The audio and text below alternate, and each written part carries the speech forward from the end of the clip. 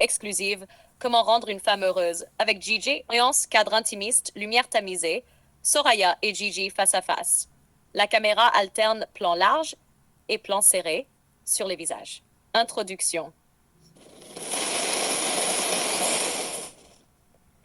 Bienvenue à tous.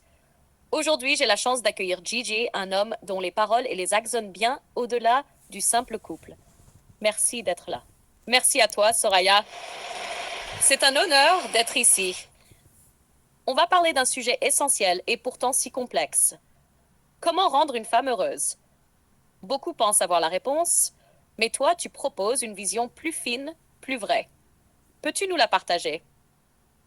Avec plaisir. Mais je préviens, ce que je vais dire n'est pas facile à entendre ni à appliquer.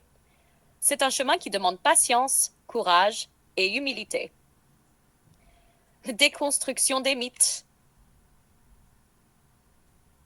Beaucoup d'hommes pensent qu'il suffit d'offrir des cadeaux, de faire des compliments, de faire plaisir. Toi, tu dis que ce n'est pas ça qui rend une femme heureuse. Pourquoi? Parce que ces gestes, aussi gentils soient-ils, restent souvent en surface. Ce sont des palliatifs, pas des fondations. Offrir un bouquet, c'est joli, mais ça ne remplace pas l'écoute.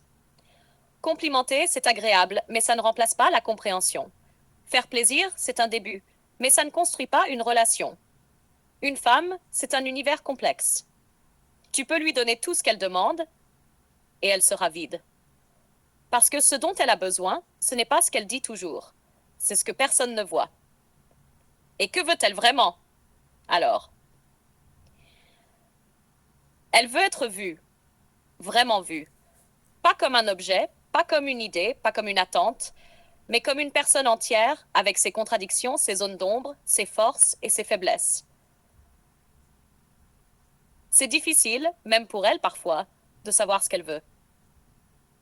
Exactement. Freud l'a dit, personne ne sait ce que veut la femme. Alors l'homme doit apprendre à marcher sur des œufs sans les casser, à sentir avant que ça ne soit dit, à écouter ce qui n'est pas dit.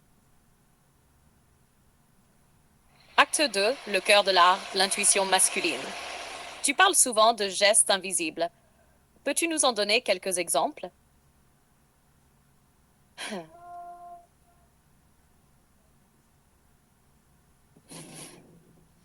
Le geste invisible, c'est celui que tu fais sans y penser, mais qui fait toute la différence. Par exemple, quand elle est fatiguée, tu ne lui demandes pas de parler. Tu la laisses se reposer, tu prends les choses en main. Ou quand elle est énervée, tu ne cherches pas à avoir raison tout de suite. Tu attends le bon moment pour poser la vérité, ou parfois tu la laisses évacuer. Quand elle est silencieuse, tu poses une question anodine qui la fait sourire, qui lui ouvre une porte sans la brusquer. C'est pas ce que tu fais, c'est pourquoi tu le fais et comment. Ça ressemble à de l'intuition. C'est de l'observation, de l'écoute. C'est se mettre en veille. C'est apprendre à connaître son monde intérieur, ses réactions, ses blessures. Acte 3. L'alchimie, pas la technique. Et si un autre homme utilise ta méthode, est-ce que ça marche? Jamais. Parce que ce n'est pas une méthode. C'est un homme qui a vu la femme. Ce que la plupart ne font pas. Ils veulent séduire, impressionner, attirer. Moi, je veux comprendre, accompagner, élever.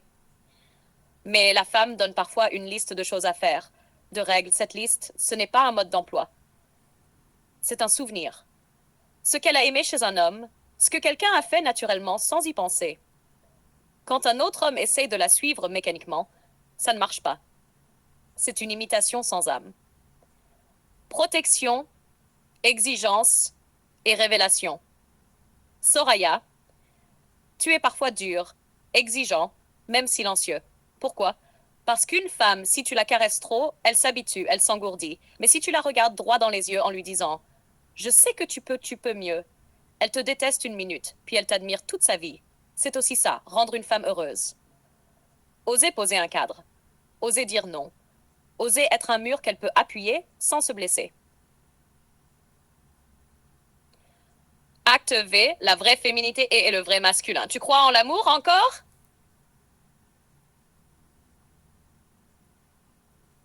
Je crois en l'amour vrai, celui qui ne se dit pas, mais se prouve.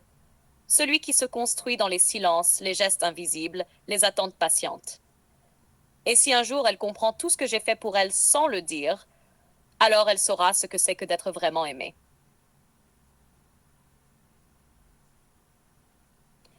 Un dernier mot pour ceux qui nous regardent. Rendre une femme heureuse, c'est pas la combler, c'est l'emmener là où elle n'a jamais osé rêver. Veux-tu une femme heureuse? Ce n'est pas lui offrir des fleurs un jour de fête. Ce n'est pas dire je t'aime quand elle l'attend. Ce n'est même pas faire ce qu'elle demande. Non. Rendre une femme heureuse, c'est apprendre à marcher sur les œufs sans les casser. C'est sentir ses humeurs sans qu'elle les exprime. C'est savoir quand se taire et quand parler. C'est avoir le courage de poser des limites et la tendresse de les incarner avec douceur. C'est être assez solide pour qu'elle ose être fragile. C'est ne jamais l'écraser, même quand on a raison. C'est ne pas chercher à avoir le contrôle, mais l'équilibre. Et surtout, c'est savoir qu'une femme ne veut pas un homme parfait. Elle veut un homme qui l'observe, qui apprend, qui ajuste, pas un automate, un cœur, une présence, une vigilance. Rendre une femme heureuse, c'est de l'art, c'est une danse, c'est une guerre douce menée contre son propre ego, et très peu d'hommes sont prêts pour ça.